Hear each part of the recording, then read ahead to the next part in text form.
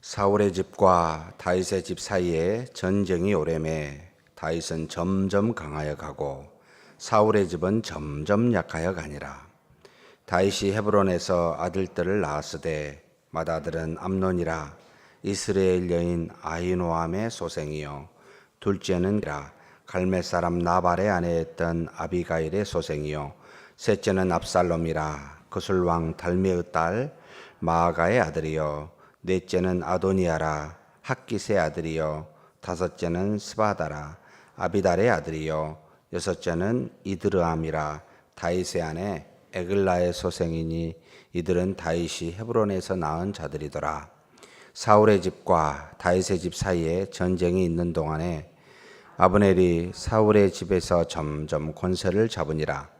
사울에게 첩이 있었으니 이름은 리스바여 아야의 딸이었더라. 이스보셋이 아브넬에게 이르되 내가 어찌하여 내 아버지의 첩과 통간하였느냐 하니 아브넬이 이스보셋의 말을 매우 분하게 여겨 이르되 내가 유다의 개 머리냐 내가 오늘 당신의 아버지 사울의 집과 그의 형제와 그의 친구에게 은혜를 베풀어 당신을 다윗의 손에 내주지 아니하였거늘 당신이 오늘 이 여인에게 관한 허물을 내게 돌리는도다.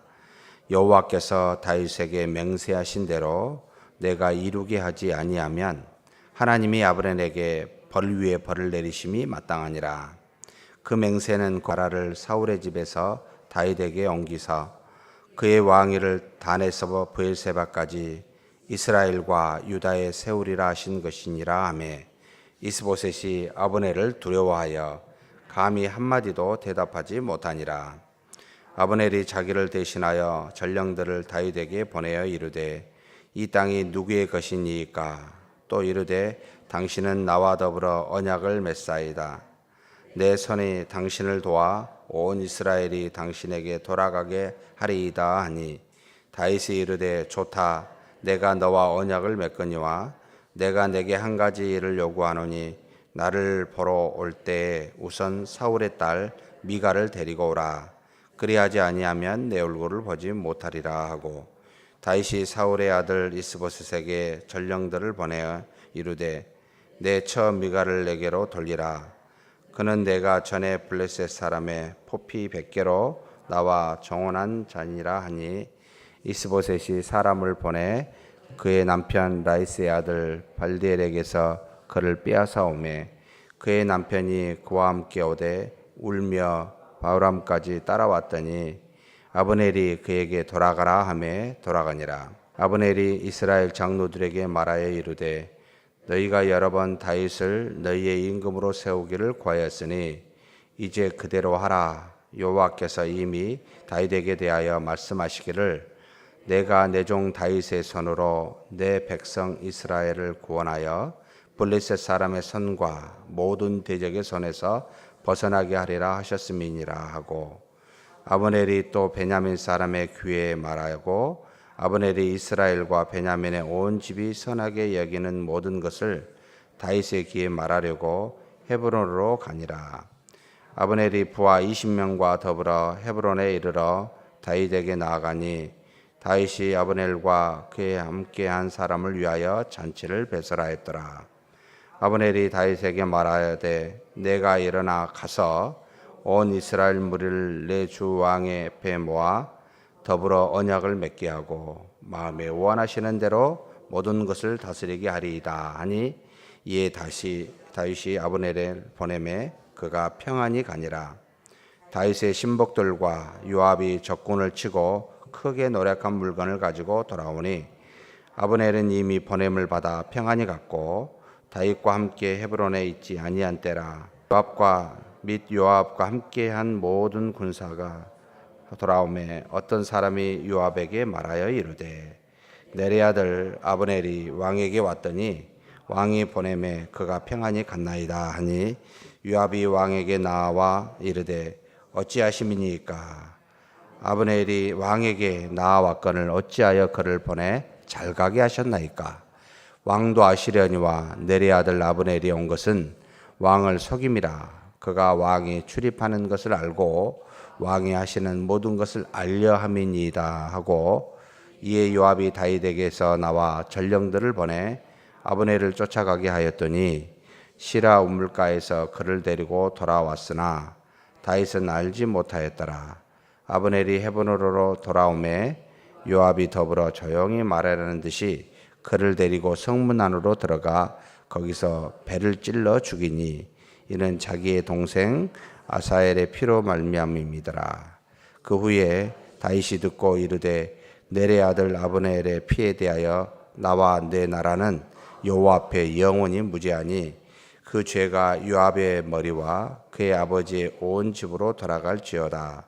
또 요압의 집에서 백탁병자, 나병 환자나 지팡이를 의지하는 자나 칼에 죽는 자나 양식이 떨어진 자가 끊이지 아니할지로다 하니라.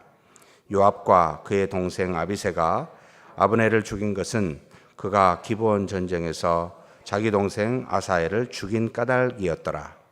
다윗이 요압과 및 자기와 함께 있는 모든 백성에게 이르되 너희는 옷을 찢고 굵은 배를 띠고 아브넬 앞에서 애도하라 하니라. 다윗 왕이 상여를 따라가 아브넬을 헤브론에 장사하고 아브넬의 무덤에서 왕이 소리를 높여 울고 백성도 다 우니라. 왕이 아브넬을 위하여 애가를 지어 이르되 아브넬의 죽음이 어찌하여 미련한 자의 죽음 같은고 내 손이 결박되지 아니하였고 내 발이 차고에 채이지 아니하였거늘 불의한 자식의 앞에 엎드러진 같이 내가 엎드러졌도다 하매 온 백성이 다시 그를 슬퍼하며 울니라. 석양의 문 백성이 나와 다윗에게 음식을 권하니 다윗이 맹세하여 이르되 만일 내가 해지기 전에 떡이나 다른 모든 것을 맛보면 하나님이 내게 벌 위에 벌 내리심이 마땅하니라 하며 온 백성이 보고 기뻐하며 무슨 일을 하든지 무리가 다 기뻐하므로 이날에야 온 백성과 온 이스라엘이 넬의 아들 아브넬을 죽인 것이 왕이 한 것이 아닌 줄을 아니라. 왕이 그의 신복에게 이르되 오늘 이스라엘의 지도자여 큰 인물이 죽은 것을 알지 못하느냐. 내가 기름 부음을 받은 왕이 되었으나 오늘 약하에서 수리아의 아들인 이 사람들을 제어하기가 너무 어려우니 여호와는 악행한 자에게 그 악한 대로 갚으실지로다 하니라. 아멘. 사울이 40년 동안 통치를 마치고 이제 사울의 아들 이스보셋이 왕위를 이어받아 2년 동안을 통치하게 됩니다. 물론 2년 뒤에 모든 왕권은 다시 이제 다윗에게 옵니다만 다윗은 헤브론에서 유다 왕으로서 7년 반을 통치하게 되고 나머지 약 33년을 이제 전체 이스라엘 왕으로 통치하게 되는데 그 직전입니다. 이스보셋이 왕이 있었을 때 무슨 일이 일어났는지를 지금 사무엘 하에서 우리에게 가르쳐 주고 있습니다. 아브넬은 사울의 군대 장관이었고 여기 요압이 등장하게 되는데 요압은 군대 장관이었습니다. 이 두 사이에 일어난 문제를 지금 현재 보여주고 있습니다.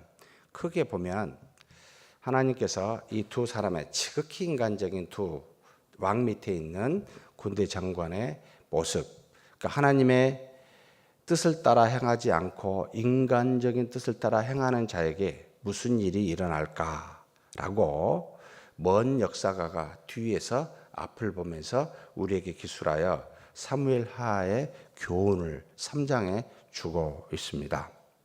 하나님의 뜻을 따라 행하지 아니하는 아브넬과 요압의 문제, 그 다음에 하나님의 뜻을 따라 온전히 행하고자 하는 다윗의 이런 행동을 보면서 우리가 우리의 믿음을 따라 어떻게 살아가야 되는지를 돌아보는 그런 귀한 말씀이기도 합니다. 1절에 보니까 다윗은 점점 강하여지고 사울의 집은 점점 약하여지더라. 하나님이 택한 자와 택하지 아니하여 버린 자의 모습이기도 합니다. 하나님의 말씀이 이 땅에 즉각적으로 이루어질 때도 있지만 그러나 하나님의 뜻이 서서히 이루어지기도 합니다.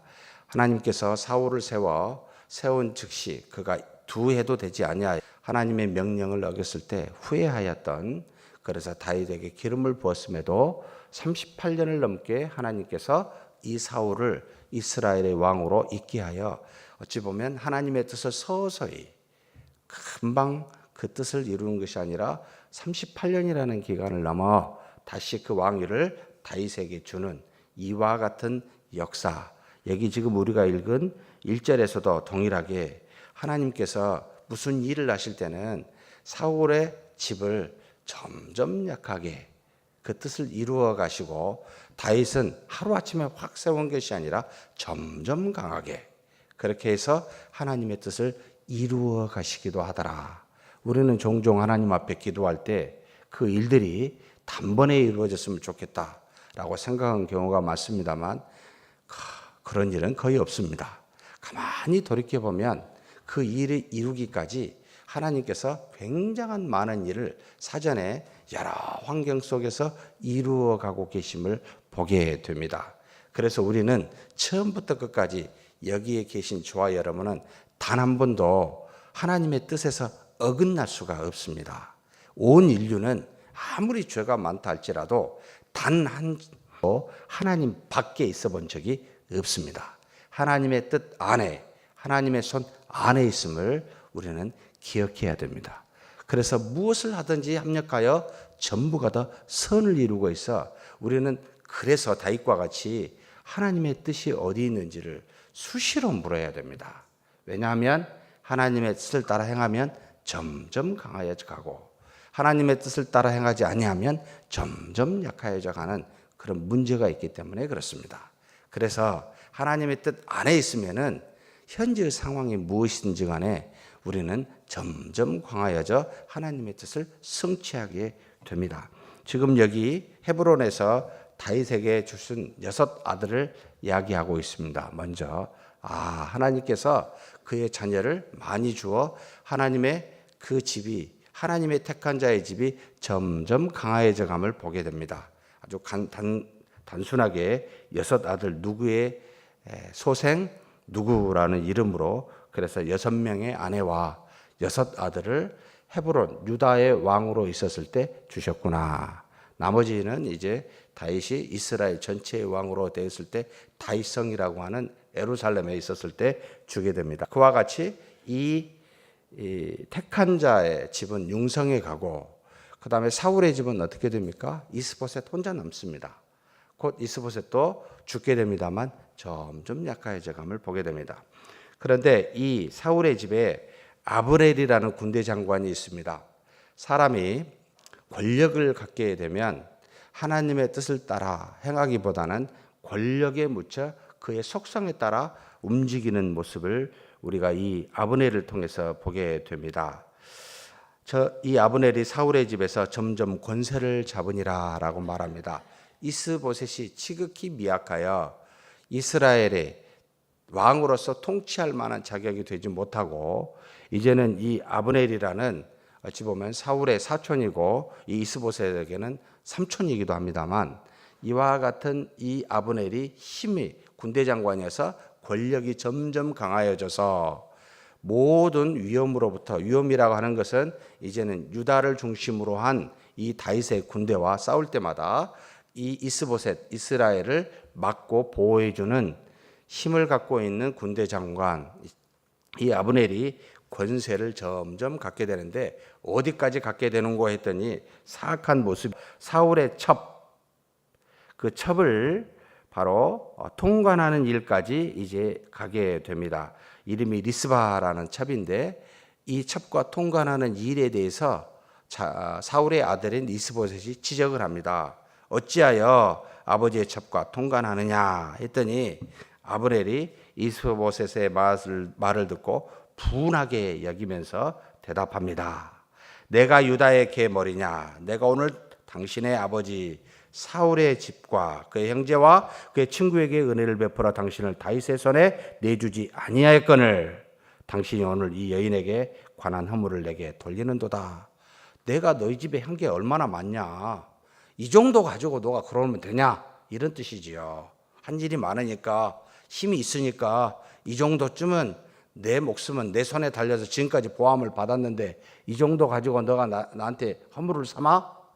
일한 만큼 대가를 추구하는 지극히 인간의 모습입니다.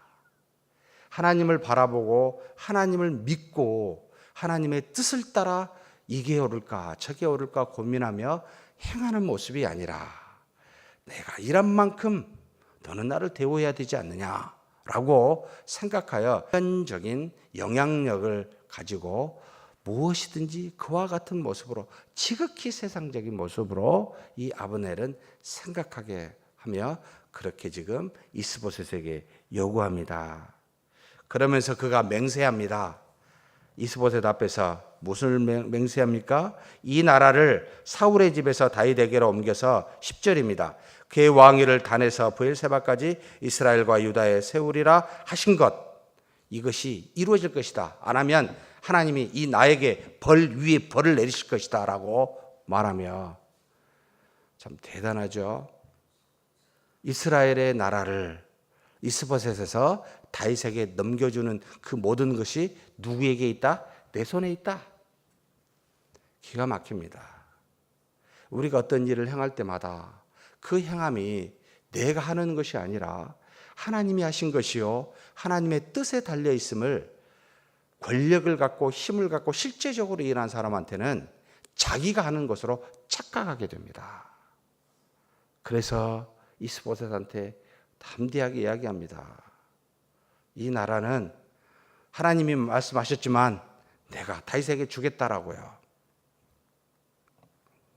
그래서 그와 같은 일들을 실행에 옮깁니다. 다윗에게 전령을 보내 언약을 맺자고. 다윗이 환영하지요. 20명을 데리고 가게 됩니다. 그러면서 다윗이 조건을 내세웁니다. 사울의 딸 미갈을 나와 정원하고 그렇지 아니하면 너와 언약을 맺지 않을 거라고. 그래서 결국은 이 미갈을 보내서 이제 언약을 맺게 하는 장면이 나타납니다. 다윗이 아브넬과 그의 일행들을 맞이하고 잔치를 배설하게 됩니다. 왜요? 이제는 평안하게 다윗의 입장에서는 싸우지 아니하고 이 다윗과 유다와 이스라엘이 하나가 되어 한 나라가 되어 전체를 통치할 수 있는 평화롭게 조약을 맺어 할 수 있는 기회이기 때문에 그렇습니다. 다윗의 입장에서는 100번 환영하고 하나님의 뜻에 하나님의 손에 전혀 자기 손으로가 아닌 어떤 무력과 힘으로가 아닌 자연적으로 하나님이 주신 뜻에 따라 순종해가는 순응해가는 모습인데 아브넬은 전적으로 인간적으로 자신의 힘을 믿고 의지해서 나아가고 있지요. 그래서 결국은 아브넬은 다윗과 맺게 됩니다. 다 이스라엘 백성 장로들에게 이야기합니다. 너희가 원하는 대로 다윗을 몇 번이나 나한테 구했는데 이스라엘의 왕이 되도록 너희들 원하는 대로 해라 라고 이제는 말까지 하게 됩니다. 그래서 이제는 언약을 맺고 돌아가는데 또한 한 사람이 있습니다. 바로 이 지극히 인간적인 한 사람 요압이었습니다. 요압과 신복들이 적군을 물리치고 크게 노력하여 돌아오는데 한 사람이 자기한테 와서 이야기합니다. 아니 아브넬이 왕에게 왔는데 왕이 잔치를 배설했고 그를 평안히 가게 했습니다. 화가 이렇게 났지요. 왜요? 자신의 막내 동생 둘째가 아비새고 셋째가 아사엘인데 아사엘이 끝까지 쫓아가서 이 아브넬을 죽이려고 했었을 때 아브넬이 창 뒷끝으로 얼마나 힘이 셌는지 쳐서 창자를 뚫어 죽이게 했었던 그와 같은 일들이 마음속에 있기 때문에 원수지요. 내 동생을 죽인 원수. 그런데 그걸 아시는 왕께서 그냥 평안히 보냈다고? 참 인간적이로 이제는 그 원수에 대해서 가만히 있을 수가 없습니다. 그가 전령을 보냅니다.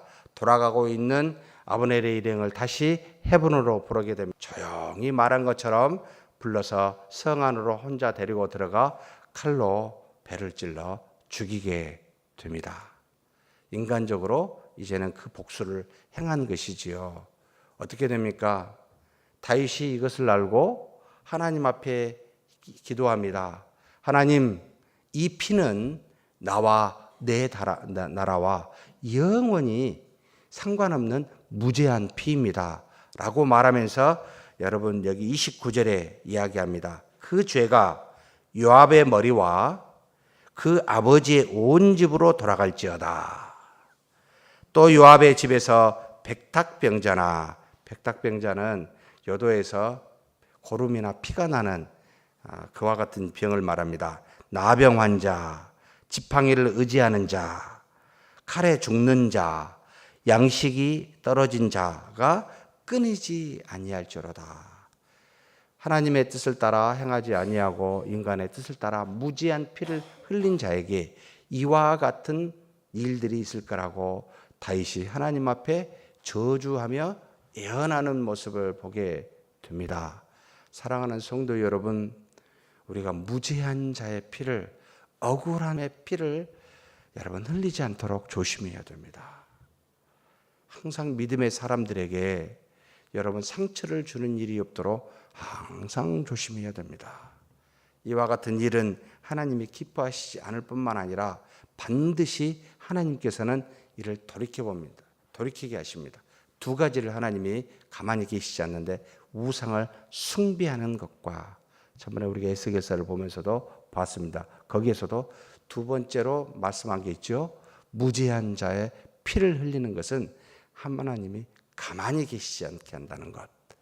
그래서 이 땅에 살면서 제발 말과 행동으로 우리의 믿음의 형제 자매들에게 상처를 주는 일이 없어야 됩니다. 결국 그와 같은 일들을 하게 되고 다윗이 무엇을 행합니까? 슬피 웁니다. 뭐라고 이야기합니까? 옷을 찢고 모든 백성에게 말하지요. 굵은 배를 띠고 아브넬을 위해서 애도하라라고 명하여 그가 상여가 간까지 따라가서 그 무덤에서 소리 높여 울고 백성도 다 울게 됩니다. 가만, 이게 왜 이 정도까지 할까? 꼭 굳이 진짜 슬픈 걸까? 이런 의문을 갖게 합니다. 보니까 다윗이 애가까지 짓게 되는데 무슨 일들이 일어나죠? 여기 36절, 37절에 나와 있습니다.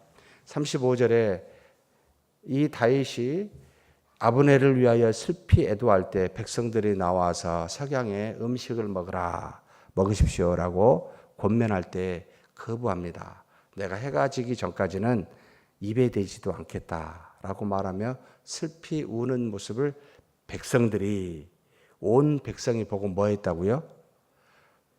36절입니다. 기뻐하여 왕이 무슨 일을 하든지 무리가 다 기뻐하므로 이날에야 온 백성과 온 이스라엘에 넬의 아들 아브넬을 죽인 것이 왕이 한 것이 아닌 줄을 아니라.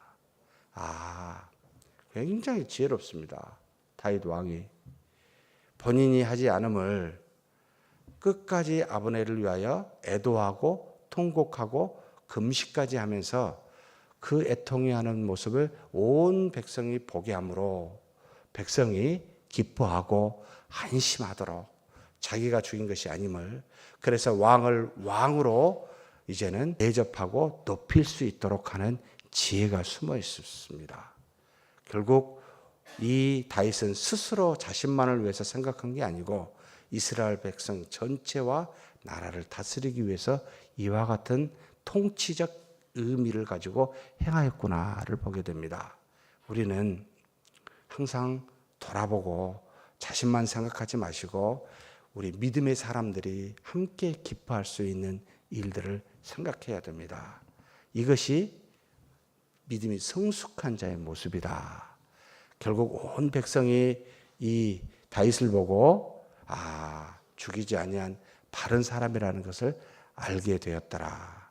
사랑하는 성도 여러분, 이 땅에 살면서 하나님이 다 행하십니다.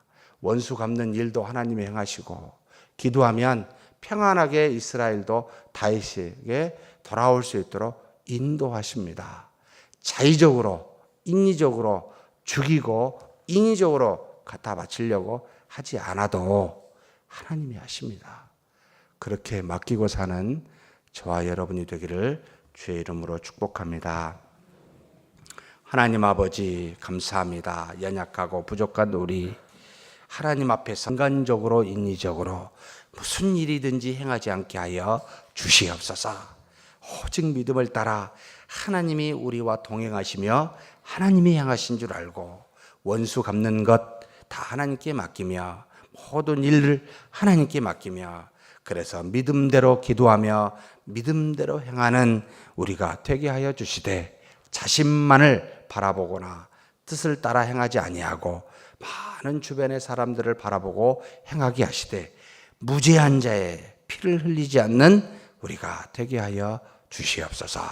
감사하고 우리 주님 예수님의 이름으로 기도하옵나이다. 아멘.